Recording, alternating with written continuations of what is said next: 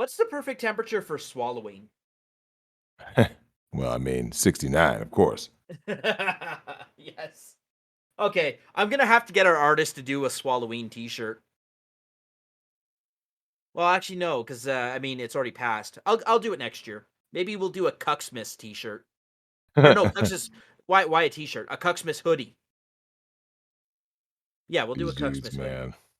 Oh, Merry Thoughtmas. Are we gonna do a Thoughtmas Part 2?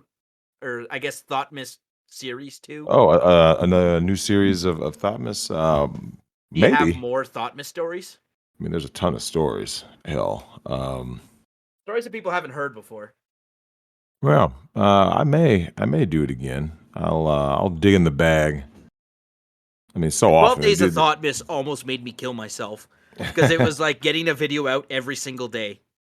Well, the easiest way to do it is just like record a bulk, Pre-record. and then you just pre-record. Yeah. And I think I've gotten a lot better with our technology since those days. All right, the other computer's rolling and running. We can go anytime. Oh yeah, I'm ready when you're ready. Oh, and you guys finally figured out YouTube. Oh, Koopa finally figured out YouTube so he can leave comments. Good for you, Koopa. You and your goblin must be very, very proud.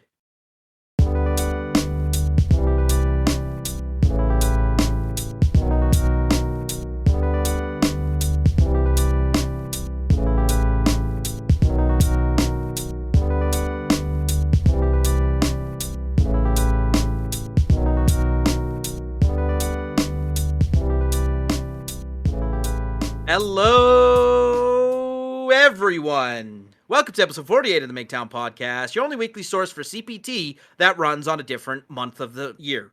As always, I'm producer Tim. Joining me is the mayor of Migtown. Say hi. Hello, everybody. Welcome to November. Welcome to an episode that was due in October and filmed in November. Yeah, right.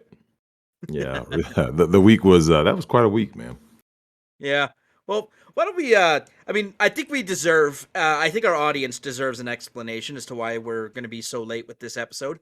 Yeah, I brought it up on the actual stream. So the plan was to come back Wednesday evening and then record, and then because of all the flight cancellations, that meant late Thursday night, arrive Friday.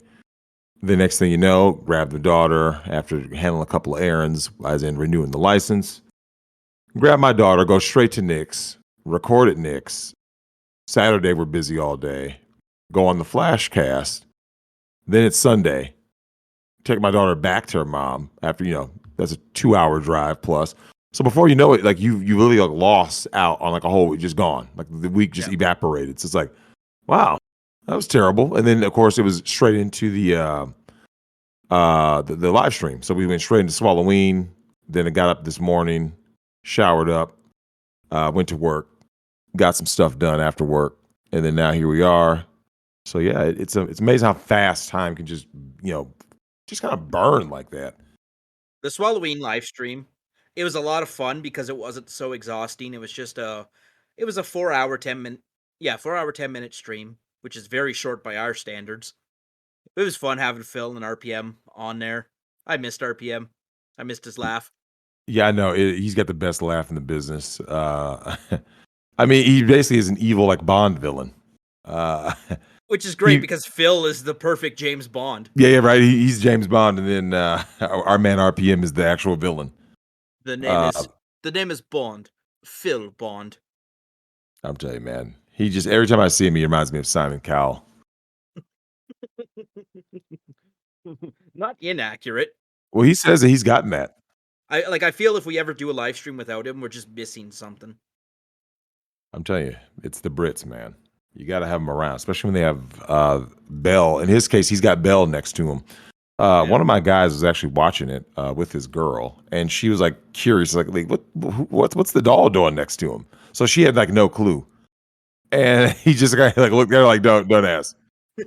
Yeah, it just over jiggles her tit. But I can't wait till even in the notes today, just the doll revolution that's coming. Because with everything that's been going on, it's something I've thought about for quite a while, which is just the topic of relationships, for a variety of reasons, right? And there are so many forms, so many facets of relationships, and starting with family, which is the backbone, start, the genesis of anything, right? And I want to get into just like the nature of sibling rivalries, right? You have your sibling rivalry years, people kind of, just a little bickering back and forth.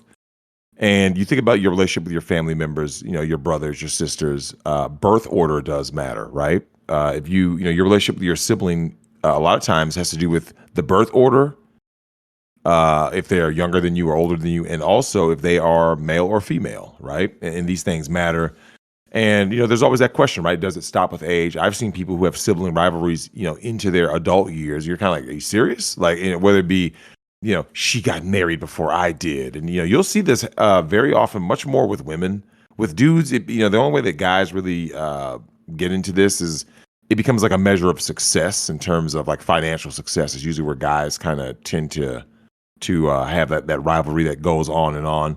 But you need to understand that like all of these things do matter in the grand scheme because your relationships with your siblings, it's like what Nick said to his own kids, where he said, you're all you've got, right? You can have whatever issues with each other, but the outside world is not going to look out for you. So what are you going to do? Well, you better look out for yourself. So look out for each other. And the question of how do you get along with your immediate family versus your extended family? If you start to think about this for a second, most family members, right? If you were to ask most people how often do they really communicate with their immediate family, right? Not very often. I mean, do for those you people out there, okay, 365 days a year, how many times have you called and talked to your brother or sister, right? Or mom Once or a year. dad? Once Yeah, a I year. mean, Merry Christmas. Merry Christmas. Oh, Happy New Year. Happy Thanksgiving. Happy anniversary. The kid's birthday or something. Like, if you start to really think, and this is the reason why there's kind of like a facade about how people are like family is everything. Family is so important. Everybody's family is crazy. Everybody's family is dysfunctional, right? Because dysfunction is all around us, right? Every family has that person who's on drugs, the person who's a deadbeat, the person who's successful but only financially, and then their home life is a wreck. There's infidelity everywhere. There's good families, or at least the ones that try to be good. There's the self-righteous ones. There's all these angles, right? And our relationships with people really largely depend on how we are able to navigate all of these angles, right? And you think about in-laws. You can ask anybody who's ever been married. Their relationship with their in-laws, it does change. There's a shift. What was your relationship like with your in-laws, when you first met your significant other? What was the relationship when you guys were steady? What was the relationship before you were married, right? Let's say you got engaged. After the wedding, what about when you guys have kids, right? How does that relationship go? What about if the relationship gets a little rocky? Do they immediately take, they become tribal, right? A lot of people do this.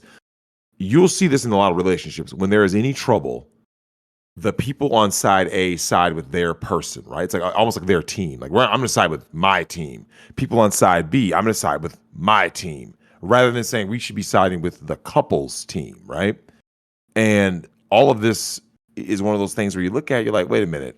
So are these people really out for the health of your relationship, the health of your children's relationships?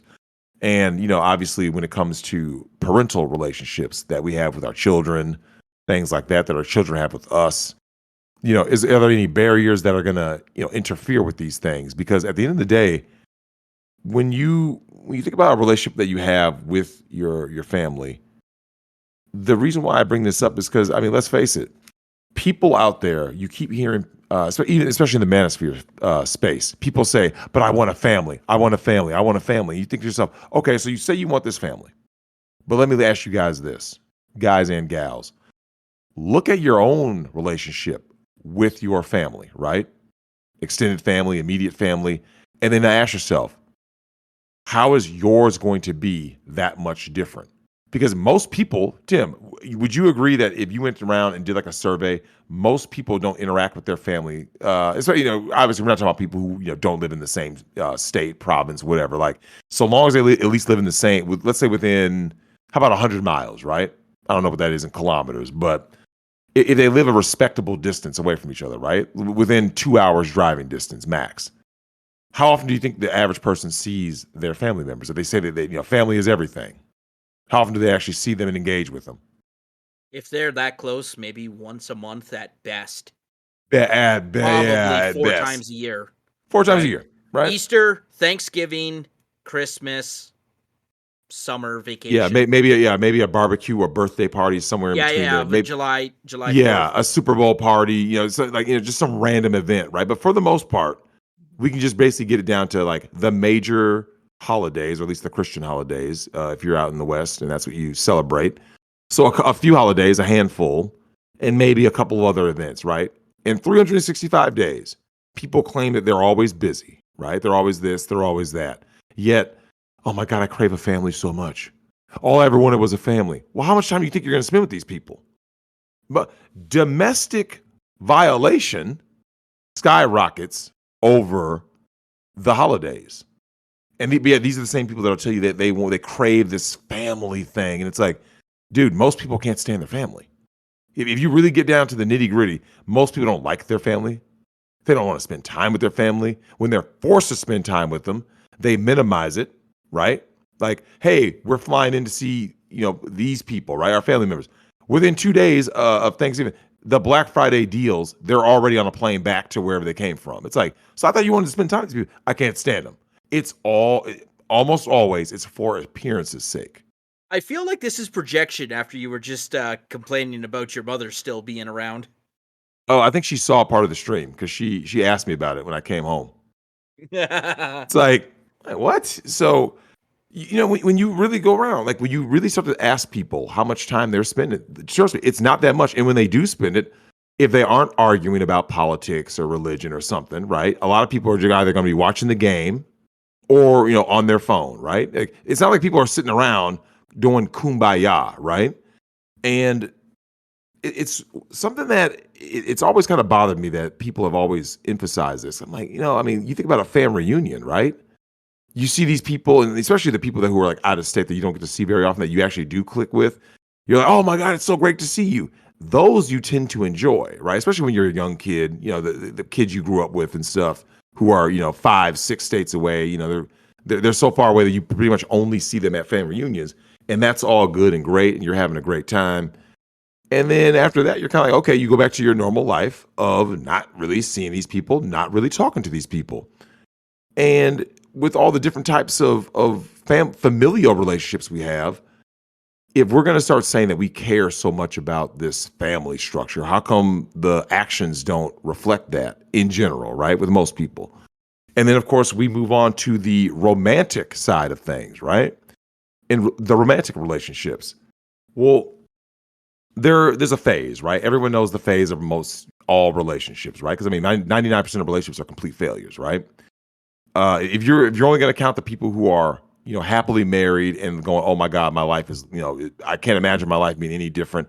That's a small minority. That means every time you have a breakup, that was a failed relationship. Every divorce, failed relationship. Every non-divorce, failed relationship. Every time it's a sexless marriage, failed relationship. So most marriages, or is it that most romantic relationships, are actually failures, even if you're physically with the person. Every ghosting. Yeah. Every ghosting, right? That was a failure, right? You got a falling out with a friend or a romantic partner. That I guess that's basically ghosting. That is a failure. And every So self-eating. yeah, Which is a every ghosting one by of a different those. way. So this is important because when I look at the meeting phase, right? Everyone starts with the meeting phase, and this is usually when people do. This is when the chameleon part comes out for that most guys don't see, right? You meet, girl X, everything is great. Then you get onto the bonding phase, right? This is when usually the most sex and the fewest arguments occur. And you're thinking, oh God, this is so great, man. Dude, I can't live without her, man. This is the best. She's excellent, man. She's perfect. I can see this going somewhere. After that bonding phase, right? You get to the plateau phase, which is the complacency. And you know what complacency breeds? It breeds contempt, right? Not always, but it tends to, where this is when people start to have the arguments for nothing, right?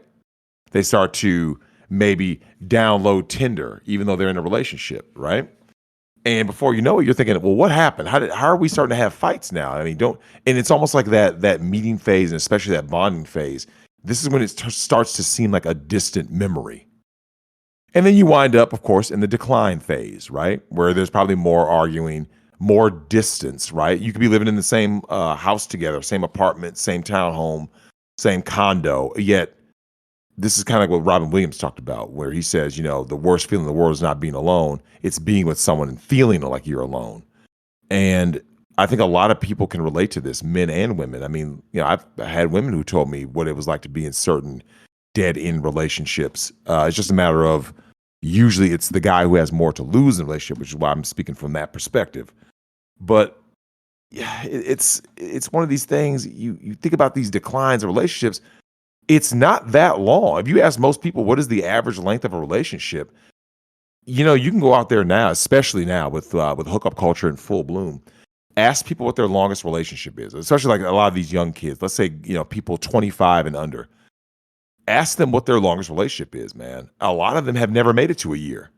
They just jump from one to the next, to the next, to the next, and just accumulating more baggage, more craziness as they go on. And there are things to look for in these dating phases, right? Each phase, there's things you're supposed to look for, right? And when you're meeting someone, Tim, we talked about this with Dollhouse Phil, or also in the group chat. I remember saying, if you meet somebody and you're saying, "Oh my God, I found a chameleon," how are you a chameleon at 28? Right? That's the meeting phase, right? Think about it. Unicorn. If you're Yeah, I met saying my you're a unicorn at 28 unicorn, years old. It's like, yeah. wait a minute. That is important. Like when I tell these guys during the meeting phase, when you're thinking everything is everything, and oh my God, I found my unicorn. I'm so happy. This is Yeah, Drex, I perfection. found the perfect woman. She's everything I need her to be. She's a virgin, no tattoos, no debt. Um how old is she? 32. Yeah. She's not like the rest of the girls. And everyone's like looking at you like, dude, like now could it be true?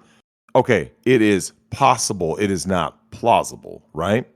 Yeah. And they're the best and worst aspects of dating. You start asking guys, and obviously we had Phil and RPM on here. RPM being that he is red pill married, he talks about the meat sack and he's like, yo, man, this is what it's like. Phil talks about Hugh Grant. Hugh Grant was out there looking for what he said Marvin Hagler in a wig, right? The middleweight great. You look at something like that, you're like, wait a minute, how did it get to this? Right? You got people financial cheating, emotionally cheating. They got work husbands. You got people doing all kinds of weird activities outside of that committed relationship if you're into monogamy. And you kind of like size that up and you're like, wow, this part really does suck. And then of course the best parts, I mean, the for the people who like it's the cuddling, it's the having a warm body next to you, it's just having a dream with somebody, it's the social aspect of all that. And the changes in the dating culture have really affected everybody, right? There's been so many changes in dating culture. You see more and more of these articles, more and more of these videos, right? Where have all the men gone? Where have all the good men gone? And there are questions that need to be asked, right? Like first and foremost, are you even good company, right? Are you even good companionship? Because everyone, if you start to ask people and they critique themselves on their romantic relationships, they usually oversell, right? They overrate and oversell themselves. Oh, I'm a pretty good catch, Drex. Oh, my past relationships, I mean, I'd give myself like a B plus as a grade. And you're like looking like, wait a minute. Yeah, you're So like, "Oh, you sound like Tommy Lauren right now." Me yeah, and my yeah, yeah. friends, we all yes, every single time. Huh. What a coincidence. Yeah. Oh, and that's what Phil said. Phil goes, so the one constant in all this and with you and your friends, the one constant is you, right? So that can only mean one thing. In all of your relationships, the reason why they keep ending is because of you. You're the problem. You're the problem. So you've been all over the country, yet you say that all men are trash. Okay. It could be one of a few things. Either it's true and all men are trash, or how about It's the fact that it's the guys that you are choosing, or the guys that you are engaging with. These guys only see you as one thing, and they aren't trying to progress anywhere with you. So that's why you're always thinking that you're thinking, hoping, hoping against hope that this is going to go somewhere, and it doesn't. And you're starting to see this more and more. A lot of these girls are melting down on social media now because, of course, they are looking at their dating life not just now but going forward. And they're kind of like, "This is it. I can't get a relationship out of anybody." Like, and these things do matter, man. In the long term, when you and this is what I told Phil, a lot of women don't do well with this. Some can, right? There's always gonna be some. There's always an exception to the rule. But we all know, man. Most women they don't do well because if that were true, then women would be the ones saying, "Oh God, please, let's make marriage illegal." You have never heard that in your life, not ever, right? And the question is always, are you willing to compete, right? You have to start asking yourself this question, man, when it comes to romantic relationships. Are you really willing to put the work in? Because I look at like something like Kevin Samuels, right? And when Kevin Samuels has these girls on, regardless of how people feel about Kevin Samuels, I think that his show highlights it's a paradigm, right? You have a paradigm of the current dating culture, which is a lot of self-entitlement, a lot of narcissism, a lot of deflection, a lot of projection. And here they are sitting there running their mouths saying, "Oh, I deserve this. I deserve that. I'm perfect." And when he says the same thing every time, every show, he says, like, last time you weighed yourself on a scale, how much did you weigh? He asked for the dress size. He's asking these questions for a reason because when women start coming on there and they start talking about how, "Oh, I'm 130," and he's looking at her like, "Oh, hold up, stop. I'm looking at your camera right now. You're clearly not 130. So how much do you really weigh?" And they're like, "Well, I mean, I am trying, I'm working on losing weight. So, I mean, I'm 188 at 5'2". It's like, come on, right? So, are you willing to do the work? Because he'll sit there and give them a guideline, right? And say, "Hey, this is what you need to do to attract and retain a high value man." And they don't want to put in the work. And that goes into what Dollhouse Phil was talking about. Shout out to our man, Dollhouse Phil, where we're talking about the doll. And I think this is very fascinating going forward with a lot of this, romantic relationships because there are so few and far between now, especially in places like Japan. If you are really thinking about this is from the female perspective, and you look at a doll and you say, "Okay, the doll and a prostitute are my biggest competition in the near future," right? That going forward, that's going to be my competition. Is I'm going to look at a prostitute, an actual streetwalker, and go, "Huh, okay, so she's competition to me." And then you look over to your other shoulder and you say, "Who is this over here?" "Oh, it's a doll." The fact that what Phil said, it rings true. It is so profound. He said, "You just need to do one thing," right? Just bring one thing. What is that one thing? Okay, so here's what the doll is going to do. The doll offers sex and silence. That's literally it. That's all it can do, right? It can't rub your shoulders. It can't cook you a meal. It can't give you any encouragement. It can't do anything. It can't go to the movies with you and get out of the car on its own and walk in there and laugh and giggle and, "Hey babe, you get the tickets, I'll get the popcorn and concessions," right? Can't do any of that. And yet you start asking these modern women, you say, "Listen, if all you need to do is what the doll does, which is sex, silence, just do one thing," right? All of this they have autonomy over, right? You choose to do these things or not do them. They all look at you like you're crazy. What do you mean? You mean I have to do something? Tim, I'm not here to cook for you, right? I'm not here to cook for you. Why would I do that? All right, And the so then guy's going, why do I keep you around then? yeah, yeah. Why do I keep Why are you here? why you here? Oh, you gonna give me a massage? Oh, why did I give you a massage? And then you start to you ask them what they expect of the guy, and you see the laundry list, right? Guys aren't asking for much. Guys' standards are low. If this is for the ladies out there, if you don't understand just how low guys' standards are, just start asking them. Be like, "Yo, excuse me." Just ask random strangers, right? You're out and about, just like, "Hey, excuse me." You see a random stranger in a bar or at a coffee shop, and just like, "Hey, I heard about this. Hey, tell me what you're looking for." He's gonna say like two or three things, right, Tim? He's not gonna give you some Yeah. long laundry list. He's like, "I don't know, as long as she looks good, she's nice, Does and she have a pulse? does she have a pulse? Is she loyal? Yeah, that's good enough. That's a good start. That's cool." Is she at least going to pretend she's not cheating on me every night? Yeah, right? Like, like basic Like, at stuff, least right? put some effort into covering it up, so I have my deniability. Yeah, I right? mean, a All lot of my these guys friends do come to want the me and plausible say, deniability. dude, your girl's a hoe."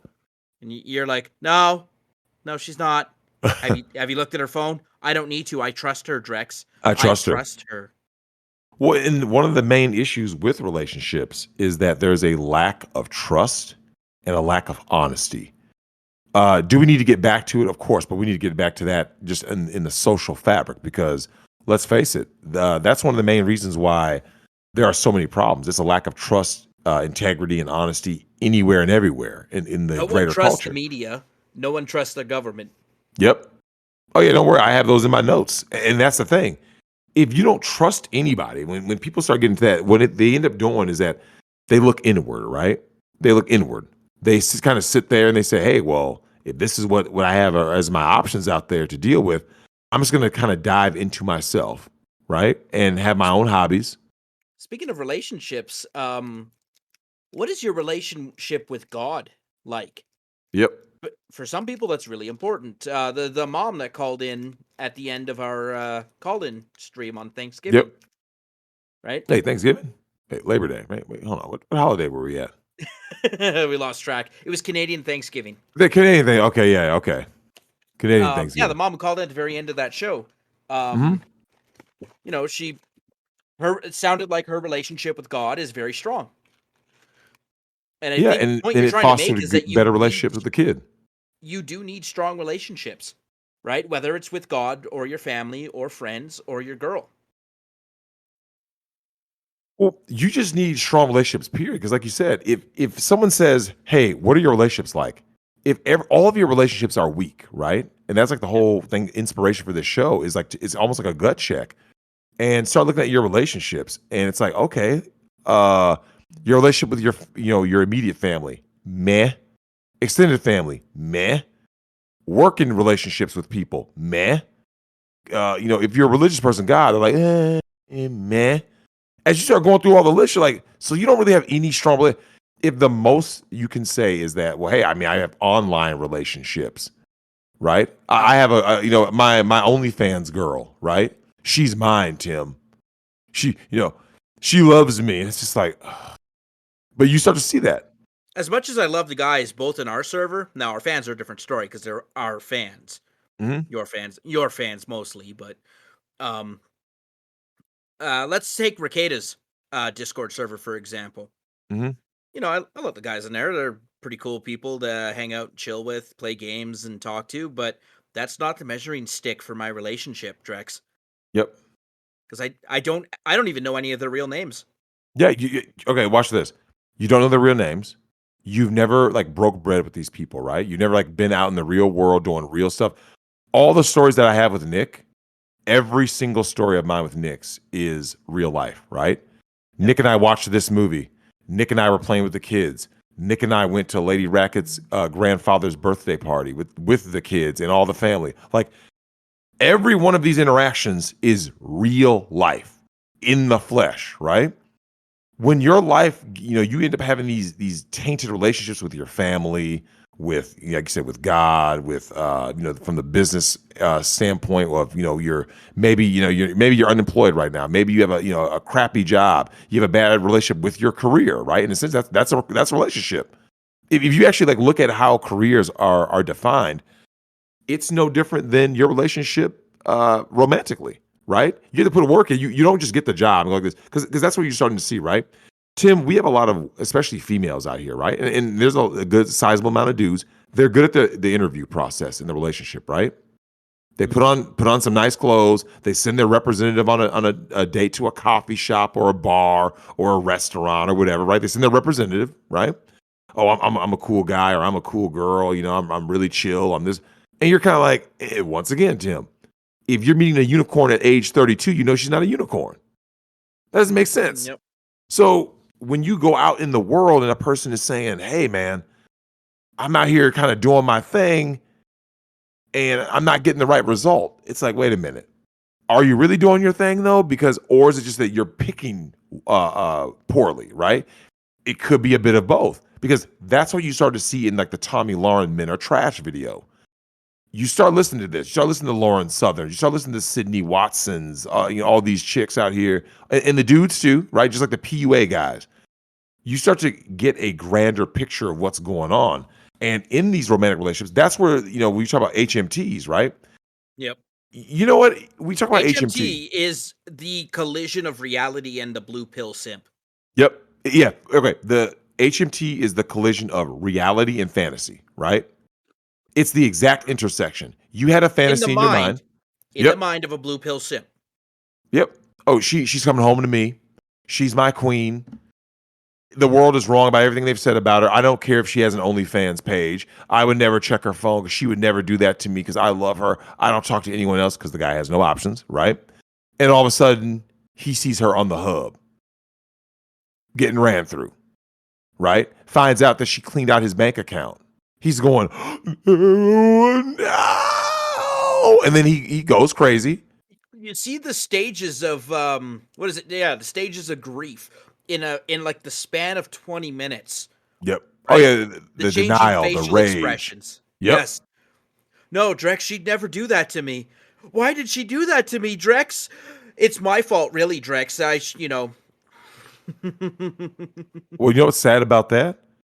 Is that when it comes to an HMT, right? And that's the hockey mask time for you guys who out there who don't know. When a guy puts on the mask and he eats somebody, usually the spouse, right, We or gotta soon to get be Jen ex to spouse. talk about this sometime. Well, one of the things 'Cause that I find great is that if you think about it, he is going through the stages of grief, right? But do you know what the stage that is actually very disturbing? It's the acceptance part. A man who's a real man goes like this: man, that sucked.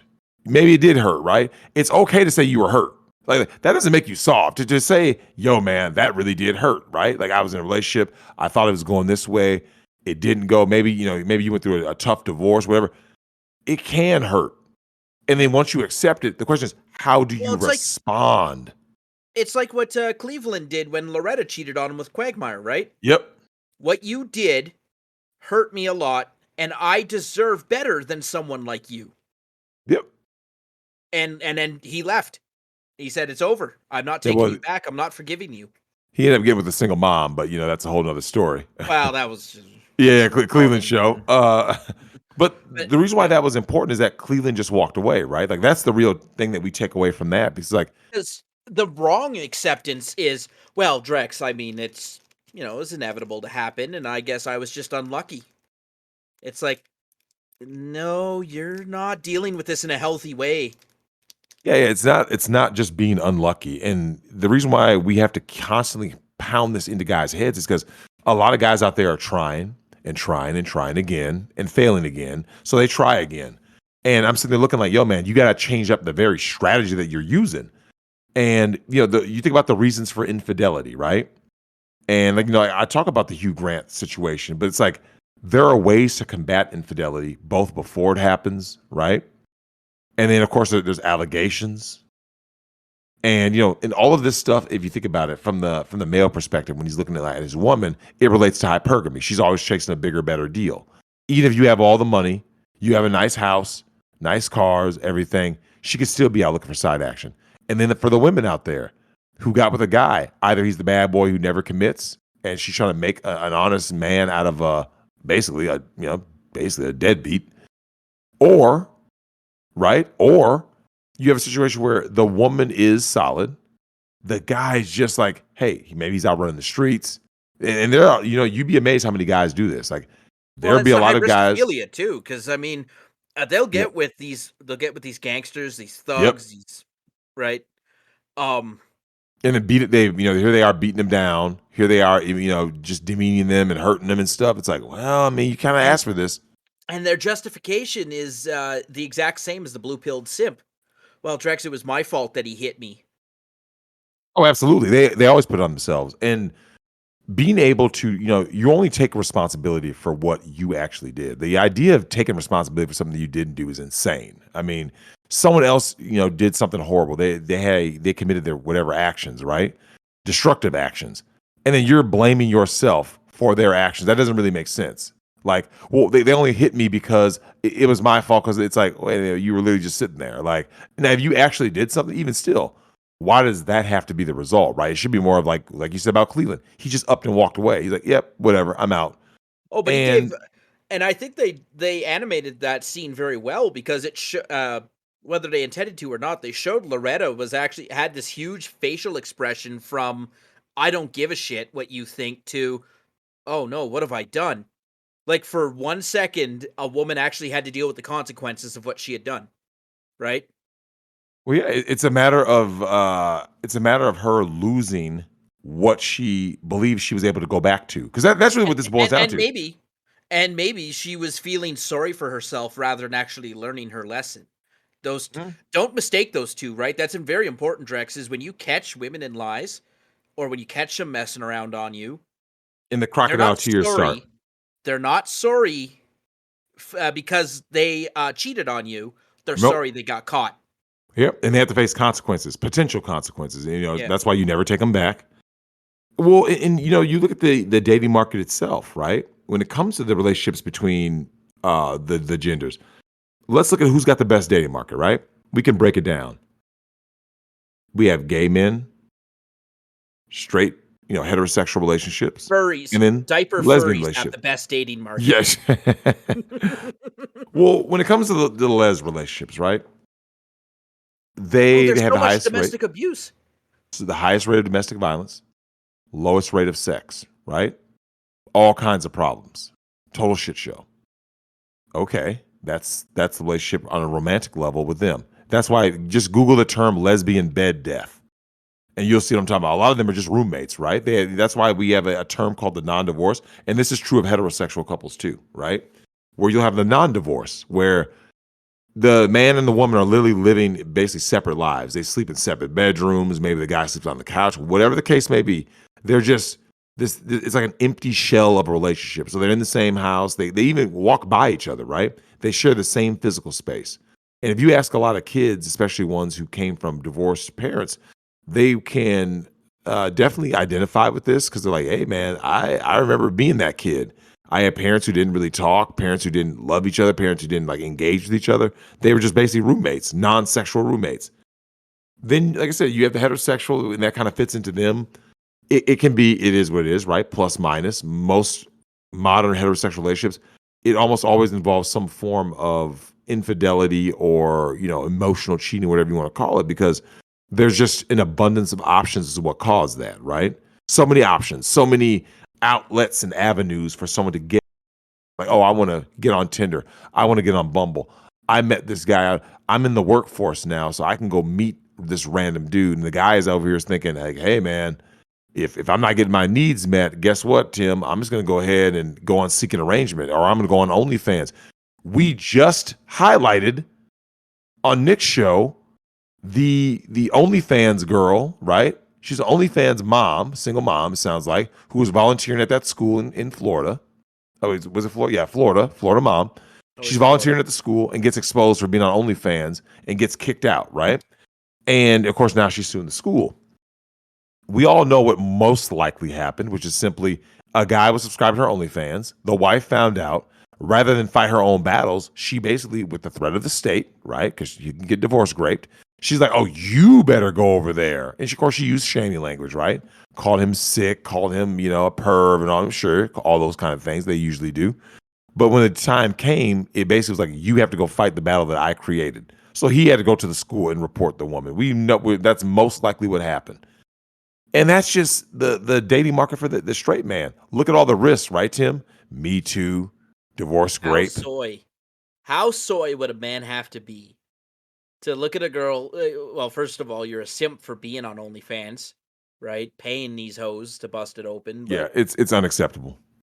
but, how much of a higher level of soy do you need to be? Like, you gotta be Ron Soye levels of soy, to then turn around, take the moral high ground, and report her.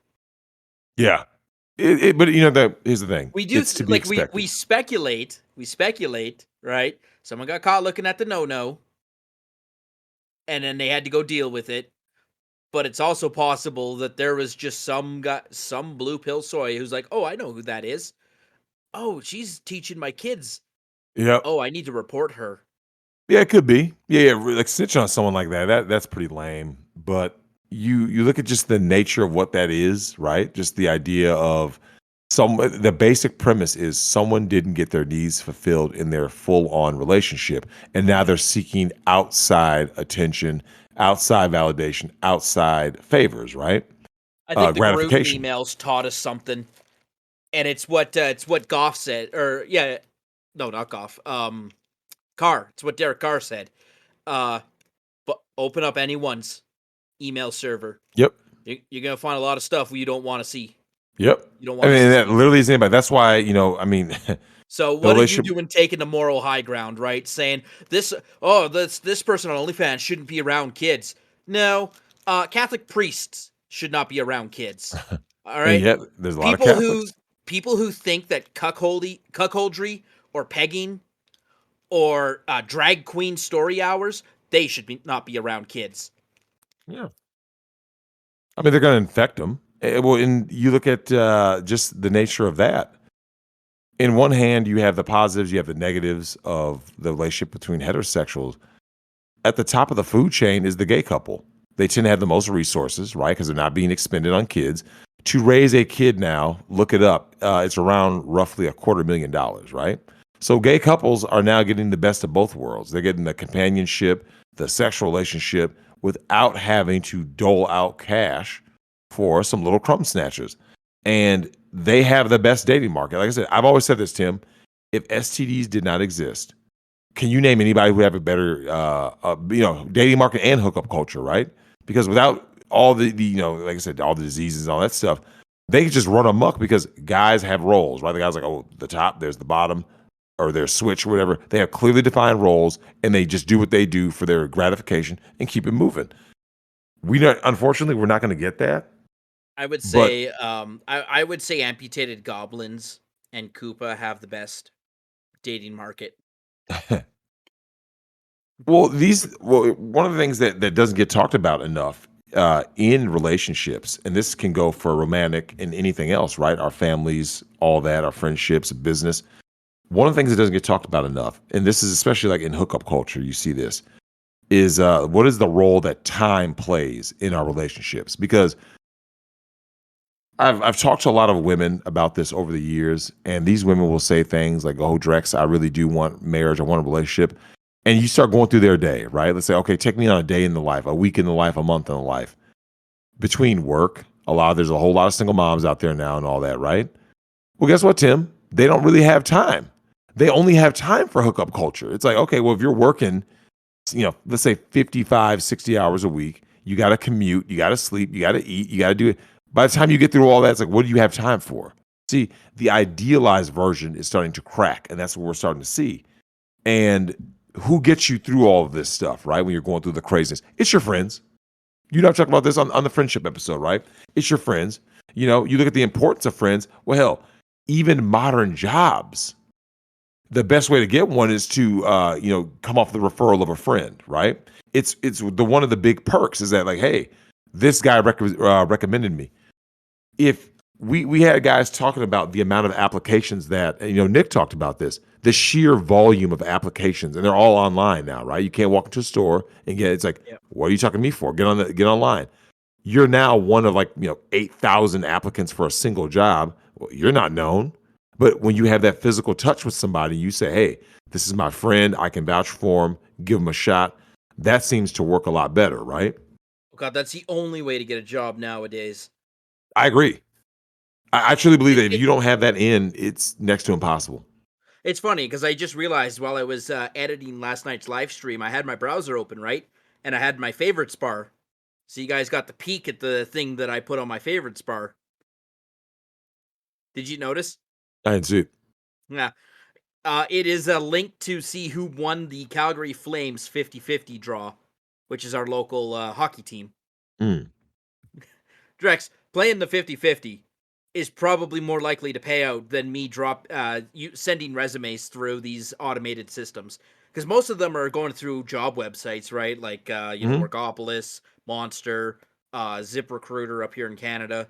Um, and all of those large job application sites have algorithms that filter that'll filter whatever based on whatever meaningless attribute that the employer has said they wanted, Yeah, they're gonna give right? whatever prerequisites, things like that. But so when it comes to something like that, though, it's like I get it, but at the same time, this is what people wanted, right? Because guess what, Tim? They shipped a whole lot of jobs out of the countries, right? This is a relationship that we have with our businesses, right? With our manufacturers, our politicians, right? The constituents have with politicians. It's like you can't do something and then turn around and be shocked at the repercussions of it. And Yeah, you look at the the online downfall space. was the downfall was that they legalized labor unions. Those things should have died in as a relic of the past because you made labor so damn expensive and you made assholes so difficult to fire. Right? Yeah. Well, it's a You think a labor multifaceted union problem. was the net positive on the world? Just look at the average teaching profession. Hey, Drex, how screwed are our public schools right Oh now? yeah, they're done. They're done. Yeah. You know how hard it is to fire a teacher? Unless they raped a student, and I'm not talking about like them and a student met up and had sex at the teacher's house. I meant they actually literally took the student into a closet and raped them. Short of that, nothing else you Even can that fire might a not teacher work. for. In all honesty, that might not work. That's how bad things have gotten. But we Oh, do the best we that and if can they say, vetting. "Let's go, Brandon." If they say, "Let's go, Brandon," they're fired immediately, right? Because unions are ultra progressive now. Yep. Yeah, I mean So they're if all you woke. have Everything is woke. wrongthink, you get fired immediately, and the union won't defend you, which is bullshit. Well, then again, you got to vet your union too. You got to know what you're getting into because if But you you don't have a don't fully choice. understand, well, yeah. Here's the thing: when you get hired at a place, right, and you're a part of a union, because they make you be part of the union. That is what it is. But then therein lies my point. You get into that profession ahead of time, knowing that. So in this online space, right? Guys they aren't vetting, right? They aren't giving the benefit of the doubt. What does that lead to? It leads to the senseless beefs, right? You have guys that have decent friendships in the online space, and what happens? Oh, what happened to Nick with was it Mad Black No. Atheist, right? Oh, So Nick is sitting there telling me like, "Yo, dude, I don't know where this guy came from. Someone had a fake account that didn't even have Nick's real name. It just had it look very similar."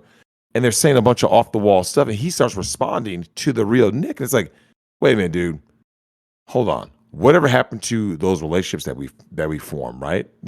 Friendship, business wise, you're doing collaborations. People will take these things and run with it. You see what I'm saying? They really well, will. it's even more stark in the case of between Nick and Ethan Ralph because they've actually met each other in person before, Yep. right in Tampa. Well, I was actually talking to Kat about this as to how, like, your heart actually aches when you aren't with your friends, right? That relationship, that strong bond. She's talking about her BFF. And it's like, look, humans are social creatures, right? They're not antisocial. They're not asocial. They're social creatures. And it's like, look, without the friendships, you notice people tend to erode, right? Kind of like when you watch The Dark Knight Rises, because he's had so little contact with the outside world, he didn't have much of a purpose with the outside world. No purpose, no contact. He just kind of decayed, right? Mhm. And a real friend is going to tell you what you need to hear versus what you want to hear. And the relationship that you have with these friends really does dictate a lot of what's going to happen in your life. Because if you're sitting there and you're saying to yourself, "Hey, I want to do X, Y, and Z," and your friend is sitting there just gassing you up like Oprah does, right? "Oh my God, you're a queen, you're perfect." You're going to suffer the repercussions of all that. And Yeah. I mean, throughout history, right? You think through all of history, what tends to happen? Guess what? People join forces, right? Friendship, they foster these relationships and they build things through it, right? Through friendships and through business partnerships. And when you go into the business world, you start to see a few things, right? You see partnerships all around you, right? You go to an AMC, AMC is linked with Coca-Cola, right? That's why when you go into that AMC, you always see that super Coke machine that has like 5 million flavors, right? You're like, "Oh, damn, look at this." Partnership, mutual freaking gain. How do you have friendships and stuff? And someone goes, "What do you gain from just their company?" No, there should be a Hey, mutual gain. if you have a relationship with a woman, you have invested so much and get nothing in return, you You might might be a be a simp. simp. Yeah, damn right they are. And well, guys need to understand this because if they don't, what happens? If they live a life of one-sided relationships, right? I give my all to my family, they just use me. right? They use me as a babysitter. They use me as this. They use me as that. And you're kind of looking at them like, so yeah, you never thought about leaving this situation? You're the person that wants to stay over at work all the time, doing everything for everybody, bootlicking, and you don't get the promotion. You simped for that, but you didn't get it. See, and these things. I look at how much they're around us, right? For better and for worse. And you see partnerships like Fortnite, right? It's like, oh look, Will Smith, his Mike Lowry character from Bad Boys is in the game. You got random characters, throughout multimedia who appear in the game. Pro sports stadiums, right? You go into a pro sports stadium, that is always mutual gain. Okay, I have a field, I have players and coaches, I have entertainment for you. Okay, well, if there's entertainment, Tim, what do people need while they're sitting down watching 3 hours, 4 hours of entertainment? What do they need?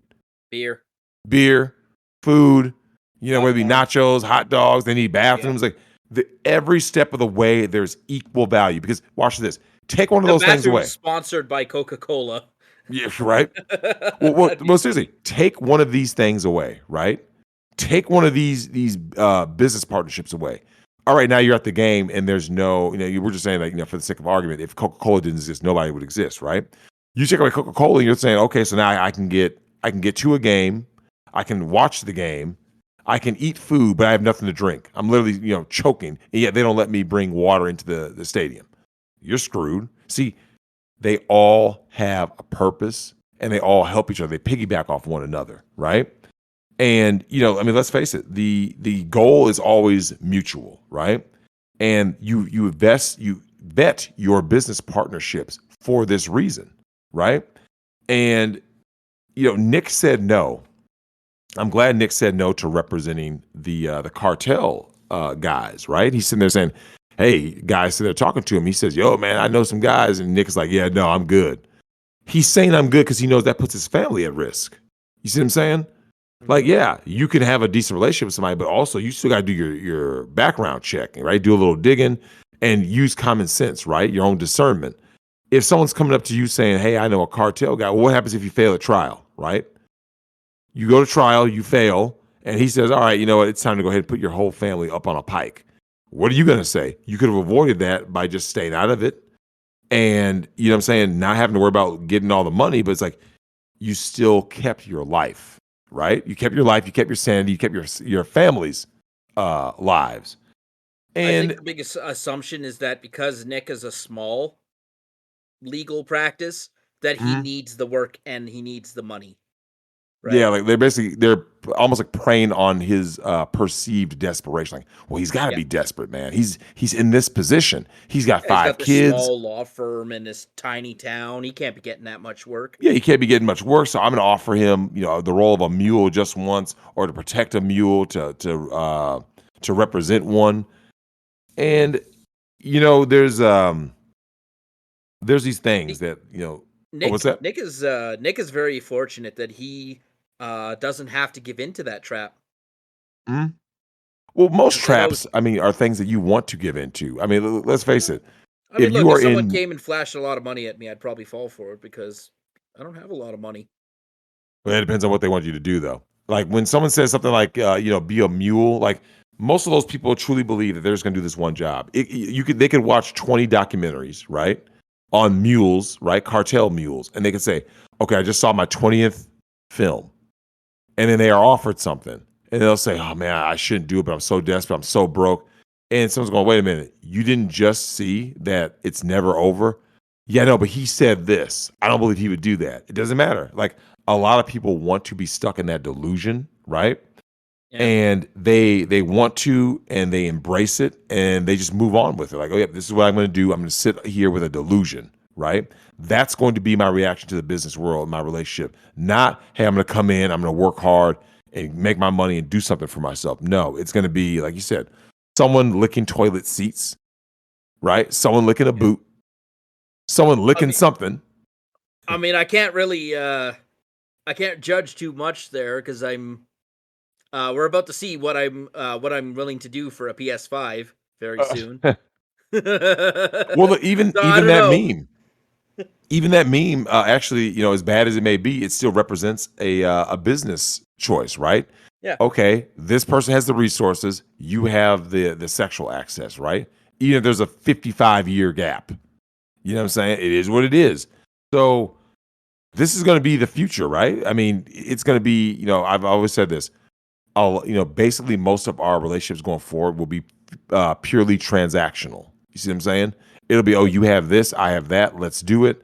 It's going to be, I'm not saying it's going to be a full on barter system, but you're going to see this more and more, right?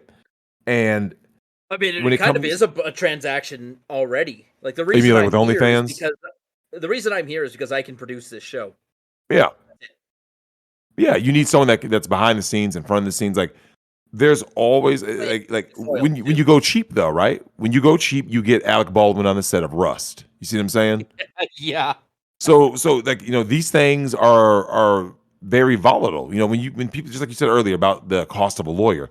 Well, if someone says, "Hey man, I'm in a jam. I need a lawyer." Well, if you hire the wrong lawyer because you didn't vet the lawyer and see, you didn't, make that investment, you wind up getting a public defender or just a bad lawyer.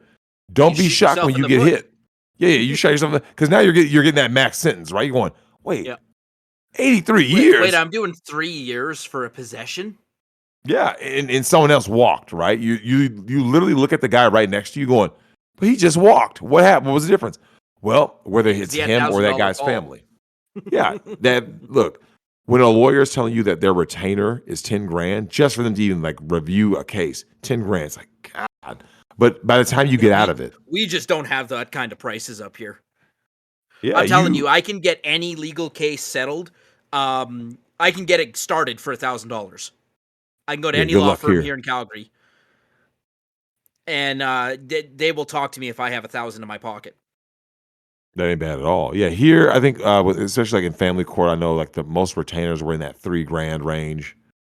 And then once that expired, obviously, you're gonna go ahead and start paying on an active clock about however many hours that they're working for you, allegedly.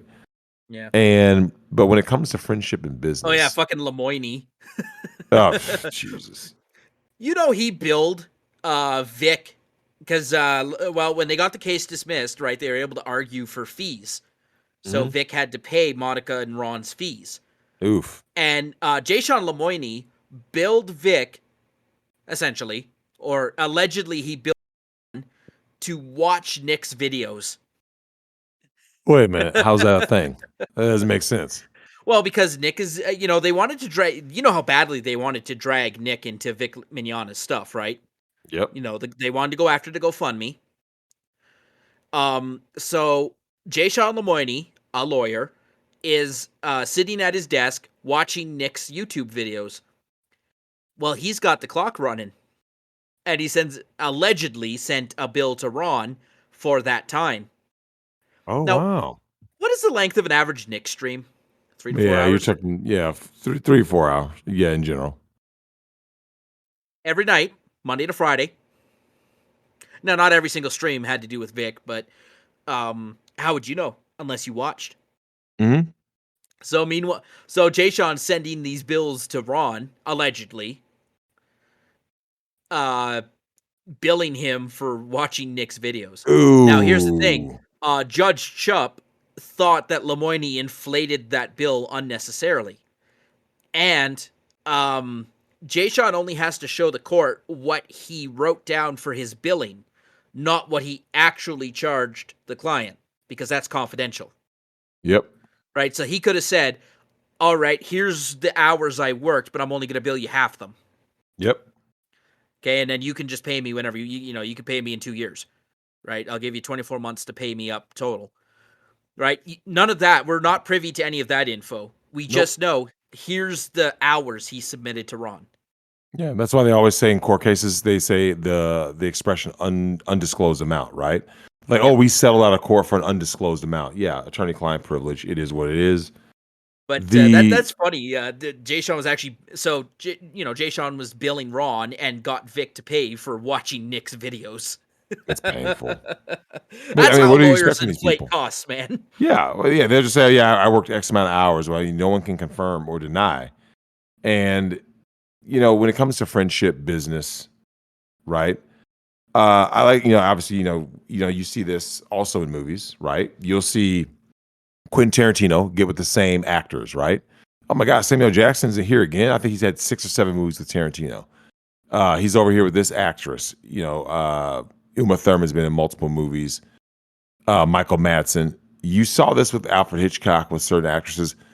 Guys tend to like working with people that they're very friendly with, right? They say, "Hey, I'm friends with this person. I can vouch for this person. They're solid. I want to do a movie with him or whatever their medium is, right?" Goes the opposite And way too. After Titanic, Kate Winslet said she'd never work for James Cameron again. yeah, but James Cameron's tough on a lot of people. Just like Stanley Kubrick and poor Shelley Duvall, who was psychologically tortured basically throughout the shoot to get her to get the performance. And when it comes to friendship and business, I actually highlighted Smash Bros because I want to give a special shout out to Masahiro Sakurai because he completed the huge undertaking. But it's not just the game. Anyone can say, "Oh, hey, I completed this huge undertaking of a game."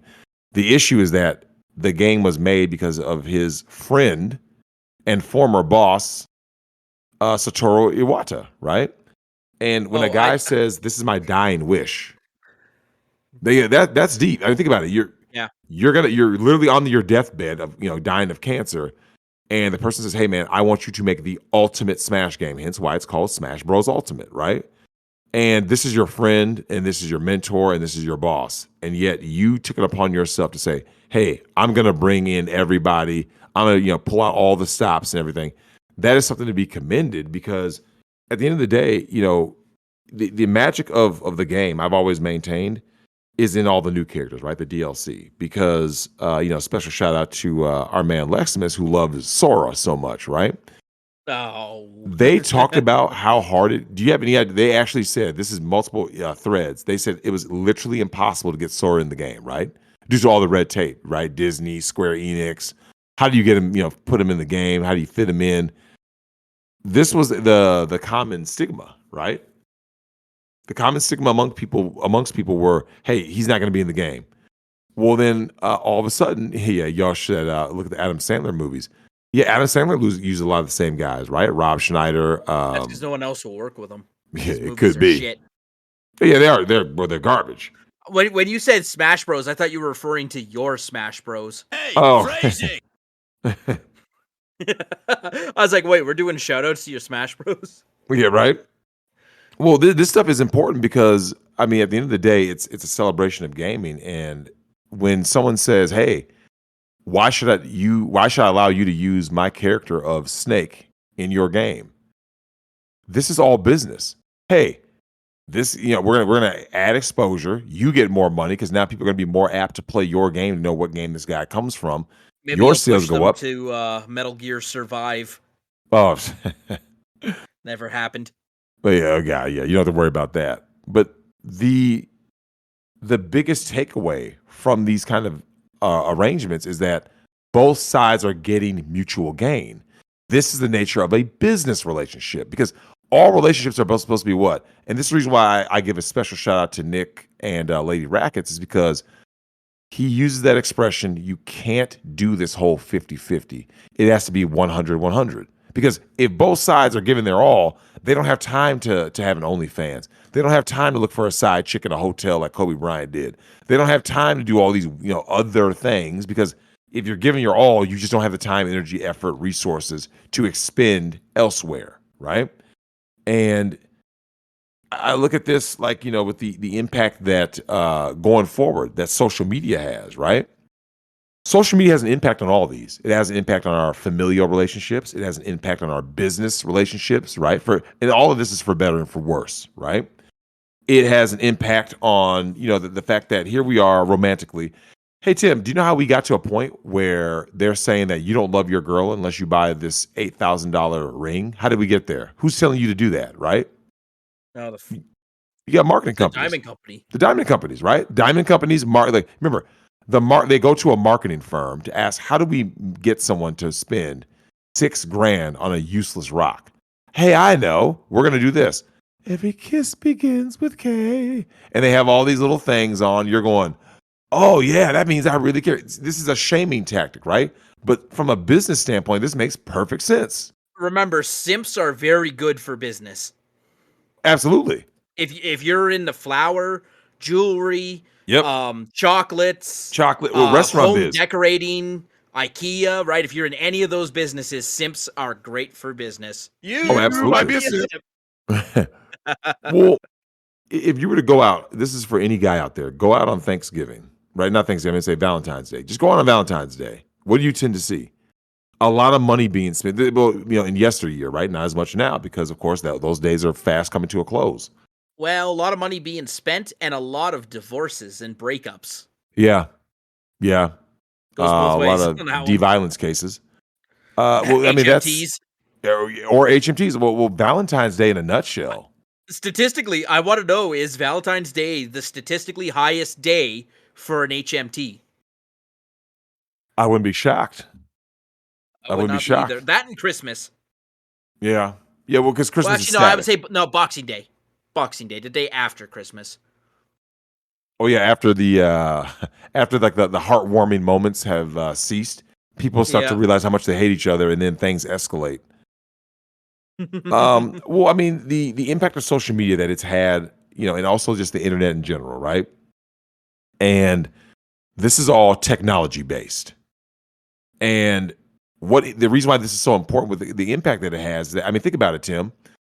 Back in the day, you couldn't live stream. Back in the day, you couldn't do AOL Instant Messenger and connect with people all over the world in real time. See, this has impacted our relationships, right? Once again, for better and for worse. Because some people, rather than use it as a tool, it became their life, right? And that's actually something that I can't remember if that was Tommy Lauren, it was Lauren Southern who said that when she said people who literally live online. That's unhealthy. It's not healthy Yep. to literally live online. It's like, dude, you didn't get out and like go take for a walk. You didn't, go out to the movies. Just something to get you out of that mind space. But most people don't want to, right? I mean, the And benefit being that where else could you get 6,870 people listening to you, right? yeah, I don't yeah, think you couldn't really fill say where do the Vikings play? What's that field called? Metrodome, Yeah. You couldn't fill the Metrodome for at least the people old one. I who'd think they want to built a listen to new you. one now. Who knows the hell that's called? The well, I look at the fact that people are saying, "Hey, Drex, technology is bad." Technology is not bad. It's just a tool, right? How do you use the tool? Well, I mean, think about it. What is a gun meant for? A gun is meant for self defense. A lot of people use it for self offense. Obviously, I that mean, wasn't I the use it for hunting. I use it to yeah, eat. yeah. But the same thing. Using it to get food is different from just using it. I mean, between gang bangers and all this kind of nonsense, right? So I always ask myself the question, what is the future of relationships, right? And I look at something like Nick and Lady Rackets. We need to spend more time praising the good ones and then condemning the bad ones with someone like Johnny Depp and his she demon, right? Yeah. And yeah, that chick never But at the same never ever time, stick. Yep. everyone looks at Johnny Depp and Amber Heard and they say, "Well, that's not us." Yeah. They're clearly worse. What we need to do is spend more time identifying the warning signs, right? The red flags that you miss because no, Drex, she isn't like that. I Yep. trust her. Yeah. I have said numerous times throughout Oh, these episodes to vet. red flag, right? If you ever get asked, do you think I'm the kind of person to blank, Yeah. You right? think do I Do look you like the think kind of I'm the person who would kind do of this? person who would cheat on you? Do you think I'm the kind of person who would go behind your back? The answer is yes. The answer is always If yes. you're asking, the answer is yes. Yeah, and they laugh at you for not being smart enough on this. And going forward, what is going to be the impact of broken relationships? Well, guess what? We're already seeing some of the effects, right? Let's look at the effects of broken relationships between men and women and families and God. What are those effects on the economy? Man, damn, economy went in the shitter. People are begging for money. Why are they begging for free money? Because they don't have a family to fall back on. There's no village, there's no family, there's no community, right? And here people are, from an economic standpoint, scrapping for pennies and peanuts Well, guess what? That leads into an issue with your relationship with mental health, right? You have more and more people popping pills now, more and more people just being drug addicts, and more people just kind of wanting to check out. You're starting to hear all this nihilism and I don't know why life is worth living. This is a result, right? This is a result of all the programming, right? We've gotten to Yep. this tipping point where guess what? Certain people want to leave. They want to leave, like I said, they want to leave the plantation. Well, the Politics and self religion. yeet, Yeah, yes, so the they're gonna self self yeet, delete.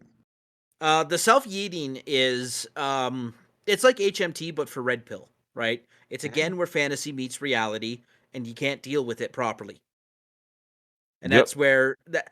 But unlike taking it out on others, most red pill men are like, well, that's not going to do anything. Might as well just take myself out, right? absolutely. Um, Well, politics and religion are affected by this. When yeah. I mean, let's face it, relationships have gotten so bad, and there's been so much agenda in it, right? Where people start turning people away because they're not this. Looking at Joel Osteen, right? The mega church. Hmm. It became corrupted and it became perverted because, like you said, people strayed further from God, which is like the whole Vic Mignogna meme, right? The whole, every day we stray further from God. Yep. This stuff matters because, I mean, let's face it. If the future of relationships is, and I've said this, that's why I always give Phil props. I say he's doing God's work. The future is actually female, right? It is female alone. The future is also, right, side by side, right? Truly parallel. The future is male, as in man and machine. What you're seeing in Japan and South Korea, that is the future of relationships, right? And to hammer home just some of these things, Tim, in the media, right? Let's look at video games and stuff. Do you remember when Naughty Dog decided to go woke, right? Remember that? They say, yeah, we're gonna go woke. Sony decides, hey man, we're gonna go ahead and shit on our fans and shit on our audience, right? And you think about that, and it's like, wait a minute, but these are people that give you money. Like you're literally biting the hands that feed you, right? And they are that arrogant to just be like, oh no, you're gonna take our product or else. And then, of course, the flip side is the Sonic movie, right? They had that horrible design for Sonic where he looked like a rat, and people complained. And rather than saying, you just toxic man babies, you need to adjust and just man up and like my movie, they went back to the drawing board, right? And made Sonic right. And of course, people rewarded him. You see that all the time. You see people rewarding good behavior often in terms of like, It's still when it my comes to a favorite movie partnership. in the last 2 years. What's that? Sonic. Oh yeah, Sonic was really good. In terms of a family friendly movie, it's way up there because I mean, as an adult, you can enjoy the movie 100%. So can the kids, which is why a lot of people are anxiously anticipating Sonic 2 because once again, guess what, Tim? The relationship, the outreach that you have with fans. When you say, "Hey, I want to reach out to my fans. I want to do right by my fans, and I want them to be excited for my new product." But when you start doing the woke stuff, people don't want woke, and then what do? Rather than correct it, you say, "Oh, I'm going to double down on woke and then bash the fans. These are people that paid me their money." And if you're that stupid, so be it. But Yep. we talk about the media, right? People don't trust the media anymore. People don't trust the Cyberpunk. How yeah, much oh yeah, money did it's we give to CD Project Red, right? hey, CD Projekt Red took all that money and released a half-baked product that was basically non-functioning on a couple of platforms, right? It literally didn't even function. And I mean, it's like this is why you have to really, like I said, you have to vet because it's like if these companies are going to do that, they would do anything, right? They'll literally do anything. And when it comes, like I said, when it comes to the media, whether it be the propaganda from left or right, center, or whatever, it always becomes a matter of our relationship with you is that we think less of you, right? That's what happens. We think less of you because that's also ultimately a form of disrespect. And then of course the government's doing the same thing, right? Every day becomes a new rule, a new mandate, a new this, a new that. And we have to, just like I said, we have to get to a point where we really do get better and do better. And I highlighted two articles that kind of that really illustrates what happens when we are, as Vic Mignogna say, stray further from God. There's an article here in the New York Post, right, from Jenna Limoncelli. It says Tom Brady, Giselle Bundchen facing quote unquote very difficult issue in relationship. And it says, Tom Brady and Giselle are no exception to dealing with real life relationship woes. The Buccaneers quarterback on the October 26th episode of his Sirius XM podcast, Let's Go, explained how his supermodel wife has put her career on the back burner while he collected 7 Super Bowl rings. And then he quotes this is Tom Brady saying this. He says, but that's an issue. And it's a very difficult issue to reconcile without just saying, hey, it's time to retire. And I think there's, we're coming to the end. We're coming to the end here too. So I don't want to miss any of the kids' stuff. Brady told co-host Larry Fitzgerald and Jim Gray. I think my wife has, held down the house for a long time now. And I think there's things that she wants to accomplish. She hasn't worked as much in the last 10, 12 years, just raising our family and kind of committing to being in a life in Boston and then moving to Florida, he said, referring to a 20-year career that he spent up there. And, Bunch is arguably more well-known than Tom Brady in other parts of the world. She's a Brazilian supermodel, right? Who ruled the runway world for over 20 years. She retired from catwalk duties in 2015. And, she became the highest paid model as of 2000 when she signed on to Victoria's Secret. And this is the reason why this is all important. We talk all the time about having balance in relationships, right? And when you start hearing these things about my wife has ambitions, the woman's only ambition should be the family. See, when you start getting into this whole, what ambitions does she have, right? If you think there's not going to be a problem, this is for all the blue pill guys out there who try to, they try to have their cake and eat it too, right? Like, I want my wife to be working, doing X, Y, and Z. Dude, if she starts having ambitions outside of the home, she's going to start, this is when you start getting into affairs. You know what ends up happening, Tim? You become Will Smith. Right? Oh, no. You become Will Smith. Never go full Will Smith. Yeah, never go full Will Smith and wind up being a cuck, right? And there's also one last article I want to share before we get out of here. This is actually courtesy of our man. Hold on, let me pull it up right here. Our man, Dan the man. No. Yeah, right? Agrilith, right? He sent me this article, and this is a great article, man. It says, dog sex case, Irishman goes free after woman dies.